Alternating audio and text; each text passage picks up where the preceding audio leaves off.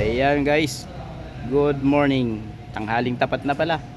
So dito tayo ngayon sa Quezon City. Ayan. So sunod-sunod ang EGR natin ngayon guys. Ayan, nakapila.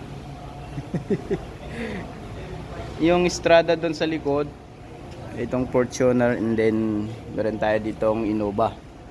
So yung LC kanina na transmission, okay na, natapos na namin. Ito na lang, yung isa na lang.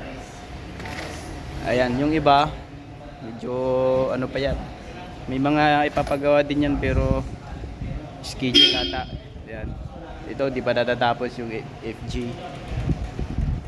So ayan lang guys, so dito tayo sa EGR. Kaso nabibingi ako eh. Sige lang Brad, busina mo lang. So EGR, ever since ito guys, nung nakuha itong sasakyan, hindi pa daw sabi ng may-ari na palinisan ng EGR. So yan yung kanyang intake. Yan, tinanggal namin yung manifold niyan. So sa kabila yung turbo naman. Yan, so need na rin natin na ipakalibrate ang kanyang injector, or depende sa may-ari kung gusto na niyang palitan. Ayan kasi guys is ano, maaksaya na yung fuel consumption niya, talagang sobra na sa ano, sobra na sa normal, abnormal na. So ito yung tinanggal nating parts ng EGR system.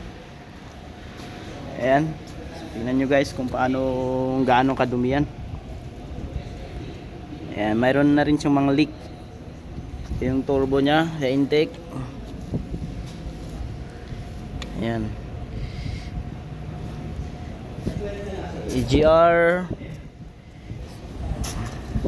Yan lang naman ang parts niya guys.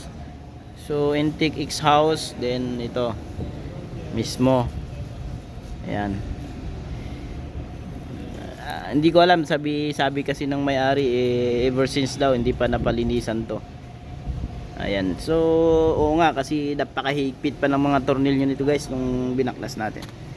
So ayan, update tayo guys later pag nalinisan na natin ito. At makita natin yung ano, yung difference ng before and after cleaning ng EGR system. Dito sa Cartel Autoworks, 91 Maginhawa, Quezon City, sa UP Diliman. Dito sa UP Village. So ayan guys, so update tayo later.